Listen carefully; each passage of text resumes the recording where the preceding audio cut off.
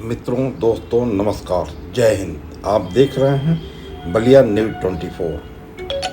आज देश भर में मॉक ड्रिल के माध्यम से लोगों को सतर्क रहना बताया गया, दिखाया गया। बलिया के पुलिस लाइन में भी इस तरह का आयोजन पुलिस अधीक्षक, जिलाधिकारी और अन्य उच्चाधिकारियों के समक्ष किया गया। आप देखें। पुलिस अधीक्षक, जिलाधिकारी, अन्य समस्त जनपद स्तरीय उच्चाधिकारियों के समक्ष मॉक ड्रिल का आयोजन किया गया, जिसमें दुर्घटना में घायल व्यक्ति को प्राथमिक चिकित्सा कैसे दें और उनको एम्बुलेंस या अस्पताल तक कैसे पहुंचाएं, यह राष्ट्रीय कैडेट कोर और स्काउट गाइड और पुलिस के माध्यम से दिखाया गया, बताया गया। अभी रात्रि 7 से 7:30 के बीच पुलिस का सायरन बजेगा। यह संकेत होगा कि आप कैसे अपने को सुरक्षित करते हैं, अपने को सुरक्षित स्थान पर रख लें। यह पूर्वाभ्यास है। तनाव की स्थिति को देखते हुए, युद्ध की आशंका को देखते हुए कोई पैनिक ना हो, आप घबराएं नहीं। इसके साथ ही रात्रि 8 बजे से 8:15 पर ब्लैकआउट किया जाना है। आपको अपने घरों की बत्ती बिल्कुल बंद करके खिड़की दरवाजे से भी लाइट न निकले, ऐसा अंधेरा करना है। आप इन्वर्टर न चलाएं, इमरजेंसी लाइट भी न जलाएं, किसी तरह का प्रकाश घरों से बाहर न निकलने दें। वीडियो देखने के लिए आपका बहुत बहुत धन्यवाद। पुणे में दोहरा रहा हूँ, मॉक ड्रिल एक अभ्यास है। बहुत ज़्यादा पैनिक होने की आवश्यकता नहीं है, लेकिन एक प्रोटोकॉल है। लोग सचेत हो जाएं और जहाँ हैं वहाँ अपना सुरक्षित ठिकाना जैसे ही सायरन बजे अपना करें। सायरन के बाद 8 बजे से लेकर 8:15 तक एक क्रैश ब्लैकआउट का रिहर्सल किया जाएगा। इसका पर्पज ये है कि एकदम पूरे क्षेत्र में अंधेरा, क्योंकि सामान्य रूप से जब भी एक एयर स्ट्राइक्स वगैरह होती हैं, जो फाइटर्स के पायलट्स हैं वो जरूर ये अपने उनके पास इक्विपमेंट्स भी होते हैं, इस तरह के गैजेट्स भी होते हैं। वो देखते रहते हैं कि कहाँ पे बसापट है और उसी को टारगेट करने का प्रयास करते हैं, या वाइटल इंस्टॉलेशंस को, जिससे कि दुश्मन देश में तबाही हो। तो उसके लिए ये जरूरी है कि सभी लोग इस डिसिप्लिन को माने। 8 बजे से 8:15 तक रहेगा। ये जरूरी नहीं है कि पीसीएल वाले ही सबकी लाइट बंद करें। हर नागरिक का ये दायित्व है कि वो अपने घरों की, अगर वो गाड़ियों में चल रहे हैं उस समय रुक जाएं, गाड़ियों की लाइट बंद कर दें और अपने घरों में से निकलने वाली रोशनी, विशेष रूप से जो पर्दे वर्दे इस तरह के लगाएं कि बाहर रोशनी ना जाए। तो ये इन सब चीजों के प्रति आम जनमानस को सजग करने के लिए, उन्हें जागृत करने के लिए और किसी भी संभावित दुर्घटना या इस तरह की कोई भी अगर संभावना बनती है अटैक की या इस तरह का कोई अलर्ट आता है, तो पहले से तैयारी रहे। इसका मुख्य उद्देश्य है जनहानि को बचाना, जिससे कि कम से कम लोग हताहत हों।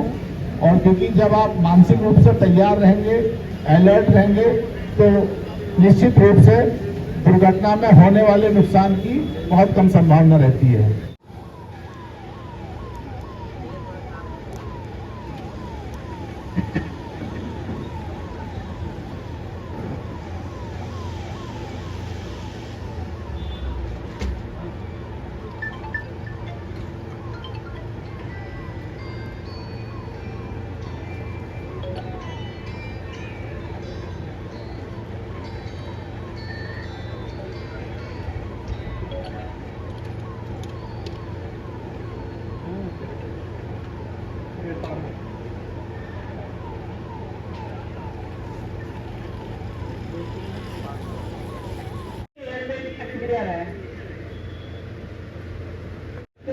किया जाता है, इसके बाद फिर ओपन करके ऑक्सीजन दिया जाता है।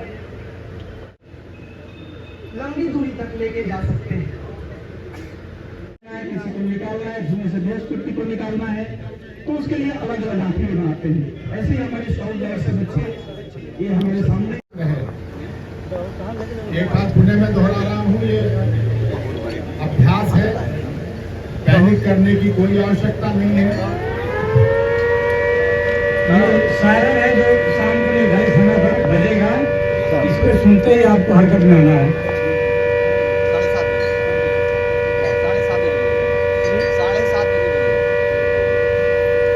7:30 बजे बजेगा। इसकी क्या कैसे तैयारी करना है, हमारे शिक्षक महोदय आपको ब्रीफ कर दे रहे हैं।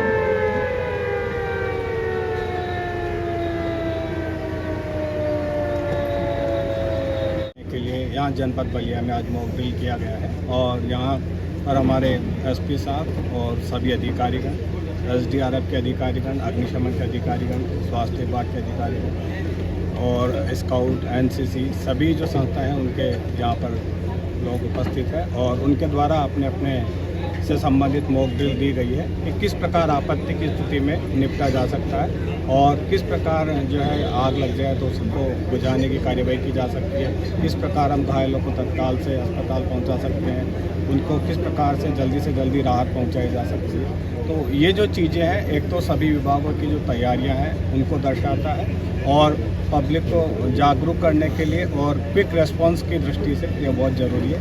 आज उसी के दृष्टिगत यहाँ पर मॉक ड्रिल का आयोजन किया गया है। इसके अलावा आज शाम को 7:30 से 8 बजे के बीच में सायरन बजाया जाएगा और लोगों को इससे किसी तरह घबराने डरने की ज़रूरत नहीं है। ये एक वार्निंग सिग्नल है और 8 से 8:15 के बीच में ब्लैक आउट किया जाएगा, जिसमें पूरे जनपद बलिया में सभी जगह की लाइट ऑफ की जाएगी और अंधेरा किया जाएगा। तो ये दोनों प्रोग्राम भी आज हमारे रखे गए हैं। तो मैं पूरे जनपद वासियों से अपील करूंगा कि कृपया इसमें सहयोग करें और जो तरीके हमारे द्वारा बताए जा रहे हैं उनको सीखने का प्रयास करें, उनको जानने का प्रयास करें, ताकि जो है किसी भी प्रकार की अगर घटना होती है तो कैजुअल्टी से और उनसे बचा जा सके। जनपद में कितने जगह सायरन बजाया जाएगा?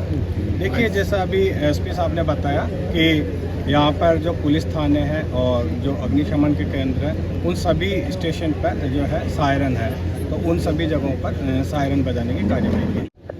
जनपद के हमारे सभी थाना प्रभारी, उनके पास पीए सिस्टम लगे हुए वाहन हैं ही सबके पास, वो भी अपने वाहनों से लोगों को जागृत कर रहे हैं। विशेष रूप से डूज एंड डोंट्स के बारे में बताया जा रहा है।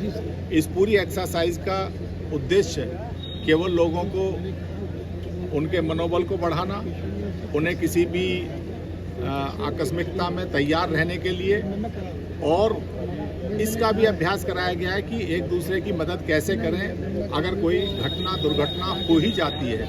क्योंकि पहला उद्देश्य जो है हम लोगों का ये है कि इस तरह की घटनाओं की रोकथाम के उपाय और उसके लिए लोगों को सचेत करना। तो उसके लिए जो एक्सरसाइज अभी बताई गई है,